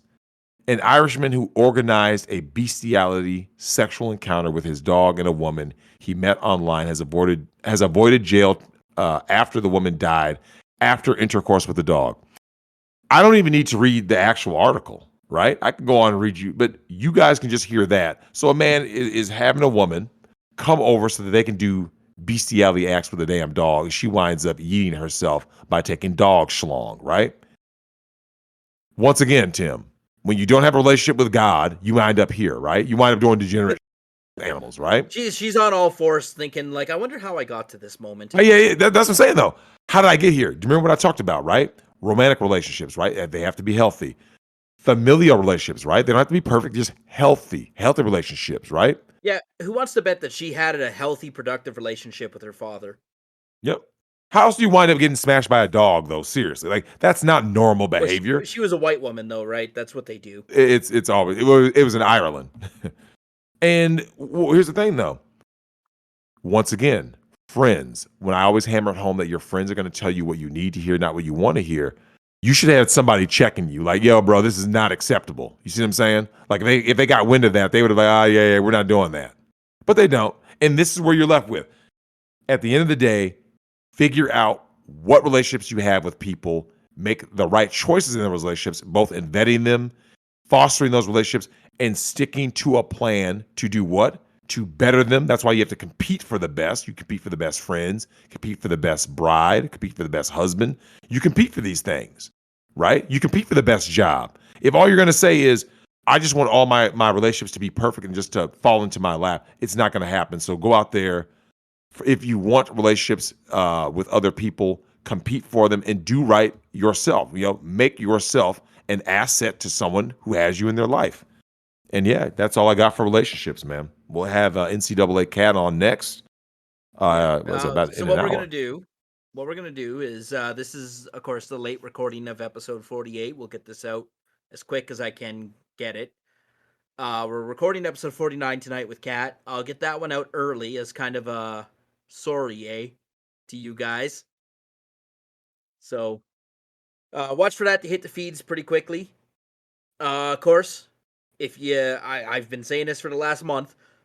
Circle December 4th on your calendar. Take the day off work. Book the day off school. Get a sitter for the kids. You're not gonna miss. It's gonna be the greatest 1 year anniversary that's ever happened. Drex, there are a lot of men and women who have 1 year anniversaries that don't even come to a fraction of how awesome our 1 year anniversary is going to be.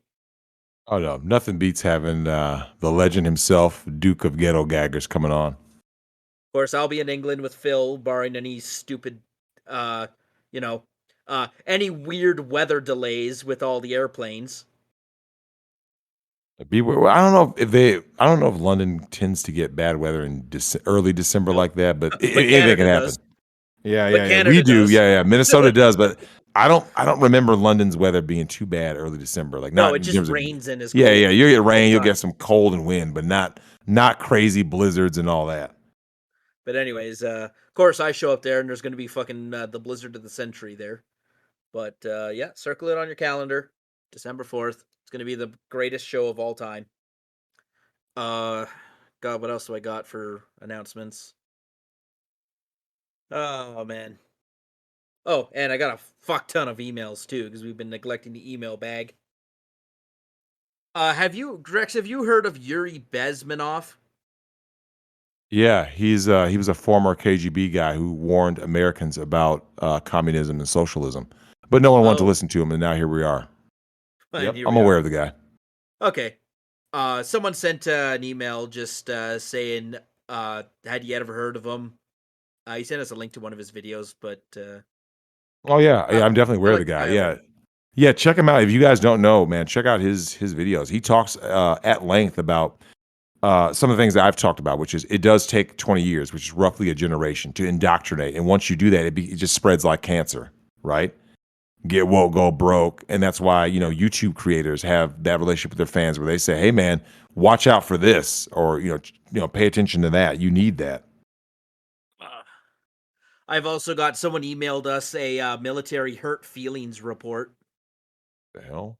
What is it? Oh, wait, no, this can't be real.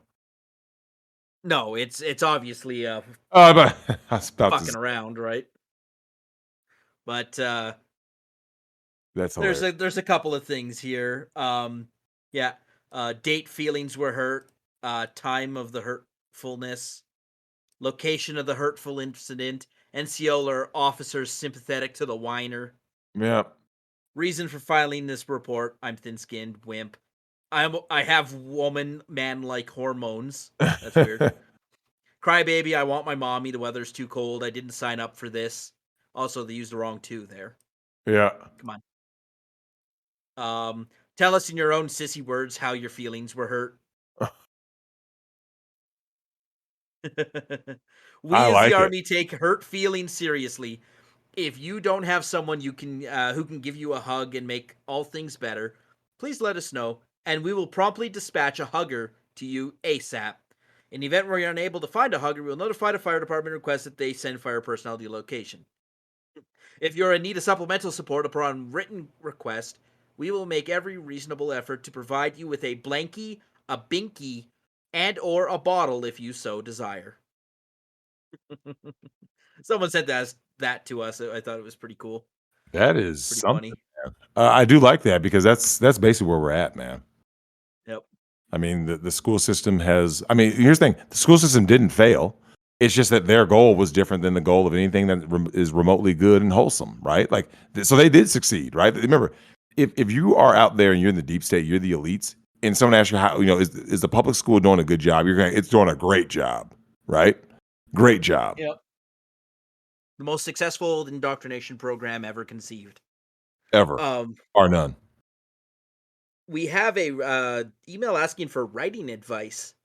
This emailer enjoys writing and storytelling and wants to do some themselves, but they're struggling with writing certain characters and how to reveal them as being incidentally gay. Uh, So my question is, how do you write a gay character, and what are good examples of gay characters in movies, books, and TV? well, I'll tell you a character that's not necessarily okay. I didn't watch the show The Wire, but from what I've heard, the gay gangster character in that is great. Because here's the thing: you just write the character as a character, and their sexuality should always be secondary. Just like a Tim, do you remember Colonel Volgan in Metal Gear Solid 3? Yep. Okay, did his sexuality have anything to do, like, with the character himself? Nope. He stays menacing, right? Like, even though Like he's smashing, the Raiden, the fake Rykov. Raiden. Yeah, yeah, Yeah. Rykov, right? It has no effect on Oh, the and player's character. That's just a little nod to Metal Gear Solid 2, the derision that fans had for Raiden, and yeah, also to as an excuse for you to, infiltrate Grozny Grad, and then, of course, that epic scene where, you get he tortured. grabs your trunk. He grabs He your grabs balls, your right? trunk. Like, yeah, yeah, yeah. Yeah. So all of that was, it was a great fan service, right? And, Yeah. yeah. But there's a conversation with Eva that where Big Boss is like, Evo, you said that Rykov is rank major, right? But he has colonel level access. Why is that? And Eva's like, you seriously don't know, even after looking at that picture. And I vaguely and remember Big that. Boss says, no, I don't. And Eva's like, has anyone ever told you you're a little bit slow, Yeah. right? I like love they, those they, exchanges on the codec. oh god, Yeah, I yeah, the miss ones with those, man. those were cool. Mailings were great. Yeah, a lot of it's yeah. When you write characters, I mean, like I said, if a character's gay, they're just gay. There are so many Easter eggs on the codec too, right? Like if you called Mei Ling but never saved, right? She'd stick her Yep, tongue out at you. yep. If you called and saved with Otacon, I think it was like 20 times in a tanker chapter of Metal Gear Solid 2, Sons of Liberty. Um, he would misquote Mei Ling's kind of proverbs. Yeah, Hmm. he would bring in Mei Ling's proverbs, but he would like misunderstand them. So Of he'd say the course, quote, and then he'd be like, what it means is, and he'd say the wrong thing. of So after course. the 20th time, she comes in, bumps him off the codec, and says, Snake, this is what it really means. Oh wow, wow. I wonder who the hell saved the game 20 times in the tanker chapter, though. That's Well, disturbing. yeah. Well, I mean, if you're not very good at the game, sometimes you want a lot of reset points. I guess. Well, though, to be fair, that was actually before autosave. Yes. I mean, back Yep. then, I do remember that the game did have like certain checkpoints. Like, if you got far in the game and died, you click continue, you did start right there where where that Wherever drone the was, last like, loading screen yeah, is. wherever the last loading screen. Yeah, yeah, you didn't go to the beginning of the game. Yeah, so yeah, there is Oh, that. unless you died to Ocelot. Yeah. Oh yeah, yeah, yeah, yeah, You yeah. remember that? Yeah, if I, you I die in the torture chamber, how oh bad yeah, do you dude, you're the feel biggest douche ever. how bad do you feel if the first person who discovered that Drex, because this was back before like yeah the well no, when Metal Gear Solid 1 was released, there was not really a online space to go for cheat codes or whatnot, right? Or I hints really. about the game. So I wanted to you almost can taste the tears of the first kid who's like, okay, I'm gonna beat this game without saving, right? And then Ocelot kills them, and they find out they have to start all over from the beginning. Yep. That'd be, dude. Oh, I'd be hot, man. I'd be hot. oh, that I'm sure a TV was broken over that. Yeah. Oof. But how did we get on? Oh, writing gay characters in Well, and so the wrong way to do it was with Dumbledore, right? Now, Like, that doesn't even count. Dude, I heard they retconned the character yeah, because of exactly. wokeness. Yeah, Because yeah, that's stupid. if you read the books, Dumbledore didn't look gay, or didn't, well, I guess, sound whatever. If you read the books, Dumbledore wasn't gay. J.K. Rowling wasn't like, and I saw Dumbledore balls deep in Snape. Well, the same is true of Alucard, right? The Netflix Yeah. series Castlevania. Like, dude, this is not the character, man. Like, you're trying to force something in. It just feels stupid. So that's the wrong way to do it, right? It's just to put it there for the sake of it being there, and then you can virtue signal to all your friends, hey, look, I had a gay character in my thing, right? Well, you're supposed to write a character, and if their sexuality matters, then it does. If it doesn't, then it shouldn't.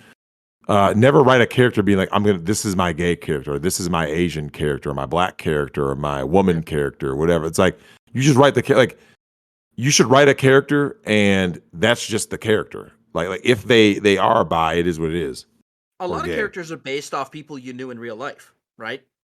Yep. So if you know someone who's gay and you base a character off that person, it's okay for that character to be gay too. Yeah. Yeah. You can always incorporate something from real life and put it into the game or the story or the book or whatever you're writing. So, anyways, that's what we got for that one. This emailer, how to save how to save younger brother from single mother. I'm Oof. from rural Arkansas, and my little brother Oof. joined the U.S. Army last year and has been stationed in Korea since March 2021. Today, I learned that he has been sending money back to a girl he knew in high school who's now a homeless single mother. How do I keep him from going down the simp path before it destroys him? Thank you for the show and keep on keeping on. Signed, Concerned Older Brother. I would say the best thing to do is to red pill him and also uh, do the real life red pill of finding out what she's doing, right? Because someone in town has to know what she's doing, right? Is she going around with other guys? Is she out here getting ran through? Because most chicks, if they're single moms, they're just using you for as a paycheck, man. Yep. Yeah, yeah, yeah. Well, They don't. Yeah, pff. Spending okay, money. Come so on. if he's stationed in Korea, Yep. which means that someone's not meeting her sexual needs, but she is getting her survival, her resource needs met. All Yep. right. So someone has to be meeting her sexual needs. Yep. Just got to find out who. And if she's homeless, find out where she's Dude. staying. Yeah, no, that's what I'm saying though. Like, find out. There's always a money trail, right? Find out where the money trail is, because yeah, that sounds bad, man. I don't like the sound of that at all. You could always do this like really cool gay opera. You're like, oh, the U.S. Army said I couldn't send you this because they flagged it for money laundering. So I had to mail you a check. Where do I send it to? Yeah, Because he's probably doing like either wire transfers or MoneyGrams or whatever things that you can do over the computer, right? correct. Or so say like, oh, it got flagged for money laundering, but I really care about you and I don't want you to be late paying your bills or whatever, getting food. So I'm going to express post a check, but I need an address for it to be dropped off. Yep. And that's how you find out. That's how you Yeah. find out who's blowing her back out every night. Yeah. I can't believe the guys are still this stupid, man. But I mean, I mean, what are you I don't even know if doing? that would work. I Yeah. mean, seriously, like, if a guy's telling you, like, "Yo, man, I'm gonna marry this girl I met at a glory hole," like, come on, like, what are you doing? You You might might be a be a simp. simp. What else can we say? Yeah, I mean, Well, that's seriously, the what? thing too is sometimes you have to reconcile in your own mind that someone can self-destruct themselves right in front of you and there's nothing you can do to stop it. Yeah. I mean, that's what a lot of drug addicts do, right? I mean, Yep. you love this person, you care about this person, you're trying to do everything you Single can. moms are a drug. Yeah, you're trying everything you can. You're like, just what do you want me to I'm do, only going man? to give you one chance. Look, here. Okay? Okay, look at it this way. You can sleep on my couch, you can eat all my food cuz whatever, food's not that expensive, right? I keep craft dinner in my house. If you eat my craft dinner, I'm not going to be sad about it, right? But if I catch some of your bitch ass friends coming over, smoking shit in my backyard, you're gone. You're done. We're done. Yep. I tried, right?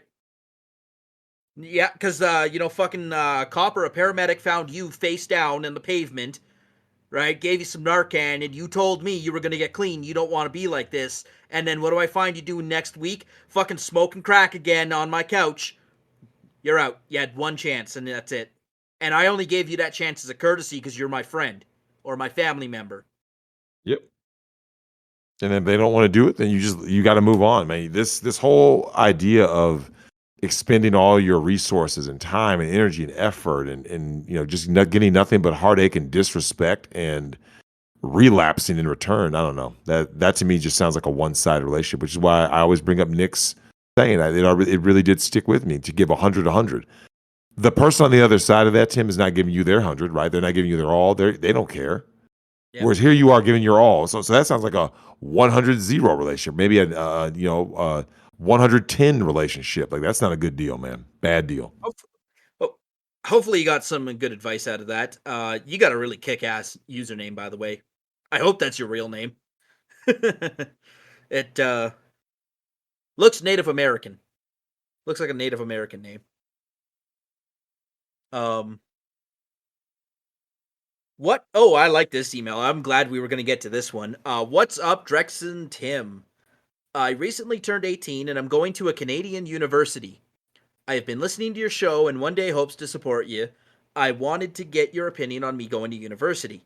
I'm going for a computer science degree, though I don't hate it. I don't feel like I want to put thousands of dollars into it in years of my life. I've been taking school part time, looking to get a certification of some sort, and I'm looking for a job as I know if I make a decision, I have to be in control of everything. I have a visibility limiting the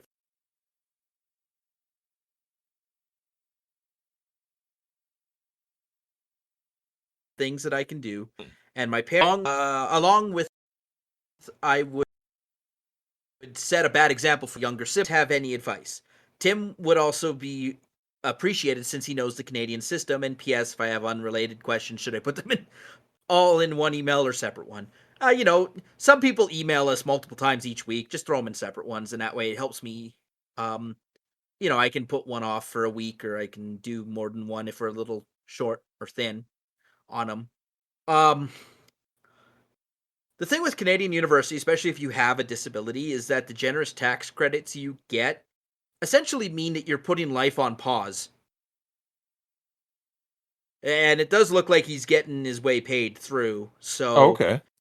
um, I mean, that was one of the biggest reasons I went back to school to finish my 4 year degree is because I didn't know what I wanted to do with my life. And you know, I wasn't really paying much out of pocket for this and Mhm. not a whole lot in student loans either. So, I do suggest he keeps his head down, though. Keep your head down, man. The college campus is a minefield now, right? I mean, oh, it's a keep meat your head d suitcase waiting to happen. yeah, But yeah, yeah, I mean, especially if you're a white guy, but you said you look like a native name, whatever, but it's like, it oh, doesn't no, no, matter, man. different. Oh, This is the different. different yeah, that's right, that was the other guy? This looks like a white name. Well, here's the thing. If you are gonna go to college, right, especially if you're getting the majority paid for, I say do it because I mean, here's the thing, it doesn't hurt, right? Especially if you don't know what you really wanna do. If the majority of it or all of it is being paid for, yes, just keep your head down. Just be like this. I'm focused on studies. I'm not about the woke stuff. I'm not about the campus politics. I'm not about getting into all this relationship stuff and getting herpes syphilades. Right? Yeah. You're just gonna go live your life, get your degree, do what you're there for, and then leave. Tim, that's actually true of most places in life, right? Some people go to a bar to go just have a drink and relax. Some people go fight. If a fight breaks out, you're like, "Oh, well, I guess I'm out." Right? Like, Yeah. you're I there don't for what got you're time for there this. for. I'm way too old to deal with this shit I'm too now. old for this. Yeah, yeah. Yes, keep your head down. Just focus on what you're doing, man. Focus on what you're doing Yeah. and then just call that a day. Um. Yeah. The uniqueness of the Canadian system means that see, Canada has like four very good universities, and the rest are all just like mid tier, right? Canada's version of the Ivy League is U of T, UW, University of Waterloo, University of Toronto. Um, I'd say University of British Columbia or whatever the one in Vancouver is, and then U of A or U of C here in Alberta. Right, those are basically your top tier universities. And McGill, and which is in Hamilton, Western in London, and um, wait, no, McGill is Montreal. The hell am I talking about? Uh, what's the Hamilton one? Well, whatever.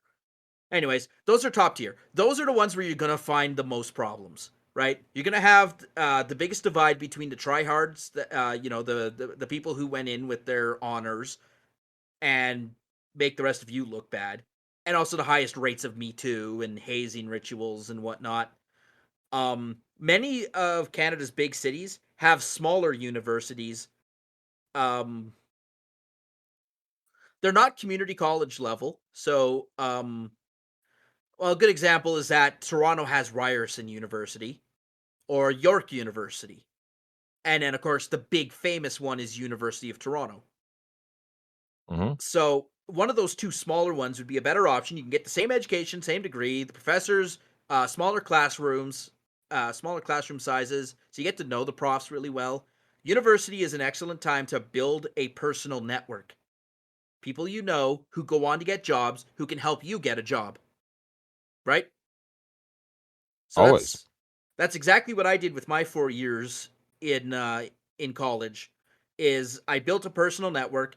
I got to know a lot of my professors from second and third year onwards, um, who were then writing reference letters, who were, hey Tim, I get an email from a professor one day saying there's this big networking event coming up that I thought you'd be interested in. They don't send that to everyone, right? Um, Look, Drex, the teacher's pet gets shit done, Yeah. right? If you think that people are, well, first of all, no one is that invested in your personal life. No, you So, have too many so students. Yeah, yeah, there's just too much going on. Yeah, I mean, so in terms of I mean it's fun to play around. The cool thing about colleges is they have residences, right? And you can go have playtime in one of those residences. Give her a fake name and a fake phone number. So you don't get me too'd. And stay the fuck away from the parties. yeah, it's just and that needs to stop, man. When I keep hearing people, it's like, why do you need this so bad? Like, you know what I'm saying? Like, and I've said that about bars. When I say bars, I don't mean a guy who just goes to a bar just to like have a drink, even though you can just go buy your own booze. It's cheaper. But the whole I go party chat with the lifestyle. bartender or I watch like six different sports screens. Yeah, I mean, yeah. And When they you're have just different going there to things, right? relax, I go it's there for the different. fucking hot wings. The hot wings are good. Yeah, it's different. But like we're talking about the guys that go to go to bars. You know what I'm saying? It's like, Yeah. are you serious? Like, same with parties. Like, at what point are you just like, dude, this is stupid? You know, it's unnecessary. The tax credits really are an unsung hero too, because in Canada's system, uh, if so you can claim a tax credit for every year you're in college. You also get additional credits if you take out student loans and pay interest on them. Right. So if you think you're going to be making money when you get out of school, that's a great thing to kind of, before the reality of having to pay taxes hits you in the face. Mm. It's a real unsung hero of all that is the tax implications. Of course, that's secondary. Computer science is a hell of a program. Um, I don't know. I took a more practical variation of computer science, type of computer engineering. I also did a minor in business. So, um, co-op programs are really good for getting you job experience, but at the same time, co-op programs also are hell when it comes to Drex. All internships are hell. Pretty much. Name me anyone who said, you know what, I had a real positive experience with that No, internship. no, you're gonna get used and Yeah, you abused. get used and abused. But some large companies won't even hire you unless you did an internship with them. So there's that. Again, it's all expanding your personal network, right? And get involved. Don't go to university is not a job. Don't treat it like that, right? Join clubs, start clubs. You'll meet people that have the same interests and passions as you, and you'll make good friendships out of that, Yeah. Well, and right? these are business partnerships you can use later on, right? Absolutely. That's just the nature of college. Like, oh, this is my old frat buddy, or this is my old guy from my buddy from college, or whatever. That tends to happen. So, I mean, use that to your advantage. And understand that you can resolve a lot of issues you have in college just by talking to people, right? Um, I was going to miss an important deadline for a final project because I was actually working on a uh, I was doing an election analysis. This was actually the same year that I went to Nick's to do the U.S. election stream. By the way, um, so I talked to the professor. I said, "Look, this is my situation. I don't think I'm going to be able to finish this on time." And he says, "Okay, tell you what. I'm glad that you're because it was a political science class, right? So he's like, I love that you're involved in this stuff. So here's what I'm going to do. I'll grant you an extension, but I'm going to dock you 5% on the final grade of the Yep. project. All right, fair play. I needed the extra week. I turned the project in, and I got like a 85 on the project, right? So an 80 after the penalty, which is Nice. more than enough to keep my grade up. Yep. So um, you'll find that you have shitty group members, right? you're gonna find that college is a microcosm of your office political life. If you ever end up working in an office, you're gonna have people on your team that don't do their fair share, slacking off, being lazy, just like your college group projects, right? So learn how to deal with those now, because you don't get second chances in the office. You fuck up and they run straight to HR. Yeah. That's what always is gonna happen. I mean, you need to learn these skills because like you said, I mean, in the real world, you want to avoid people as much as possible in terms of, when it comes to when it's time to make money. And that's the main reason why is that most people are incompetent, stupid, inept. Like they're just gonna get Most of in your HR way. is. Yeah, and then We yeah, learned from the pandemic, fully half of an office is completely useless. yep. We don't Yeah, even I need mean, them on it proved payroll. it. Yeah, the Yeah, the lockdown proved how useless most people are in especially larger companies. It's like in a small company, no one's useless, right? Have you ever heard someone who has it's a small team of people saying, "Oh yeah, this guy's useless"? Because when you have a small company, you can't have a weak link. You see yeah, what I'm saying? You can't say, "Oh, the person handling the books is terrible." Well, you get rid of them, yeah. So And it is what it is. I think I'm not sure if a lot of people know this, but the the pipeline of becoming an entrepreneur always starts with getting experience in your sector and building your client base. And when you finally decide to work for yourself, to open up your own shop, you usually have 3 or 4 customers who are saying, "Yeah, we're not happy with your outfit, with the people you work for, so we'll come over with you." Yep. You know, Yeah, you poach them. You yeah. poach them because Don't. Well, first of all, don't feel bad because your never. company has no loyalty to you, Yep. right? You'll None. find out very quickly that they are not loyal to you. So don't feel bad about that. But also, that is a compliment. They think you're going to treat them better than they are already getting treated. Otherwise, they would move. No, So, absolutely not. but don't get your degree and then immediately become an entrepreneur because it's going to be hell. Yeah, Have a learn the client tricks of the base trade first. first. Yeah, learn the things because you won't learn, especially in computer science. You're going to graduate about 4 years behind the industry. So, because they're not going to like when I started college for my degree, right? CCNA was a thing. Now they rebranded it, right? The Cisco networking associate, Cisco certified networking associate. CCNA is now rebranded as something. The MCCPA, whatever the fuck they called the Microsoft one, that thing changes its name every year. So that means your old one's out of date, right? Um, I don't know. I mean, my nephew went to college to be a welder. He's also an amateur cage fighter, right? Tom Brady got his degree in was it economics or business? Accounting. No, I think Tom Brady got his degree in accounting, right? They actually showed his resume. He's like, "Oh, I played college football quarterback," because he was fully prepared to have to go to work in the real world in case in case being in the NFL didn't work out. Yeah, and he had a actually high probability of it not working since he was a six-round draft pick. Yeah, so um there's nothing wrong with work for always work for a year. I always tell every 18-year-old work for a year in the private sector, right? Get a job and work there while you're still living with your parents, while you still have that support network. Go learn the real world, right? Because you're going to deal with a Karen in the real world that no college will ever prep you for, and if you handle it wrong, you'll be out of a job. Yep, seen it happen before. Yeah, some people lose their So cool. Oh yeah. shit, it's almost 8:30. God damn. Oh fuck. We're not gonna I have a Anyways, I got a little carried away. I might have to trim that a little bit. That was long. Oh, you're fine. I Um, mean, we'll just finish the rest when Cat comes. I'm about to go and use the bathroom. Shit. all right, I have one more email.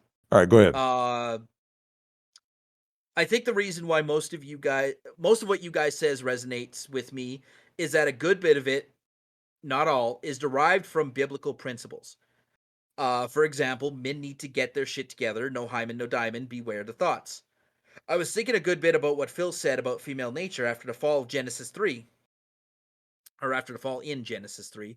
It says that a woman's desire will be for her husband. Many people have offered explanations of what this means, but I think Drex said it best. This is women always desiring resources from men. And man's part of the curse, encompassed by the curse on the ground and the animals, was that work would be a lot harder and less fulfilling than it was when they were in Eden, Mhm. the Garden of Eden. Yeah, Yep. the Garden of Eden. All right. um, so what does that mean for the ideal course of behavior of men and women? Again, Drex's advice: men, get your shit together. Women, don't hoe out and get a body count. Save yourself for marriage. Put priority on gaining skills that will make you desirable for a man if a relationship is what you're angling for. Put more emphasis on what you can bring to the table than pretending you're an 8 or 9 with your makeup skills, and develop feminine energy instead of masculine energy. All of it's biblical advice. Another nugget for the women: there are lots of proverbs about nagging. Don't be that woman. Huh. See, Yeah. Rex is right a lot of the time from Mrs. Mom. Oh, nice, sir. Yeah, great email. That is very true. Lady Rackets actually talked about that. Yeah, Lady Rackets is well, Nick and Lady Rackets are religious. Yeah, she told me that if she ever, basically she catches herself almost like it's like every woman has the inner Karen, right? Like the nagging, whatever. And she's like, oh my gosh, she'll catch herself like, oh my God, I don't want to be that person. And that's why they talk about women humbling themselves, right? Like, when you feel that sense coming out, like, oh, yeah, I don't want to do that, stop. And then if you need to take a break, it's okay to be like, oh, well, I feel myself getting my inner Karen. It's time for me to just take a little break. Hey, look, babe, I got to go to the store real quick. I just got to, just get away for a little bit, right? Clear your head, relax, get in your place, listen to whatever music, maybe some like little inspirational thing, and then get back to being mom and wife. You know what I'm saying? Like, and obviously the same thing with a guy, right? If a guy is getting like really frustrated and stuff, it's like he needs himself to like get back to his center. Simple, Yep. Someone very called me out in simple. the chat saying that they disagree. Self Minecrafting is a blue pilled bitch made move. It really does depend on why you Yeah, Minecraft yeah, it depends yourself, on the circumstance. right? Like if Usually you it did is it though. because you broke up with your girl in high school, that's bitch made, Yeah, just like right? Anthony Bourdain, a male Yeah, feminist who found out that his queen, Ossie Argento, that he paid the legal fees of her raping a minor, right? Even though he's a yeah, feminist ally. And when he found out that she was up there having relations with other men, all of a sudden he couldn't handle it. So the story goes, and he decides to push the delete button on himself. Yeah, yeah. it's because he's a bitch made simp. Um, I saw I got tagged for something, but maybe we'll ask that when we get Kat in here. This has already gone on too long. I do have one more shout out. It's to Yosh Ken, who sent in a chat super late on our stream last night, the Swalloween stream. Nice. I did read it to you, Drex, after we had shut the stream off, Oh, but I okay. didn't get to read it online, so he, had a bit of a, hey, you missed my chat. So, Yosh, is for you. Make you whole now. He says, hey, Drex, check out a game called Tunch a Beat 'em Up. I've never heard of that. Is it touch? Tunch, Oh, Tunch, taunch. Tunche. It's a beat 'em up. Let's see. I never heard of that one. Tunch.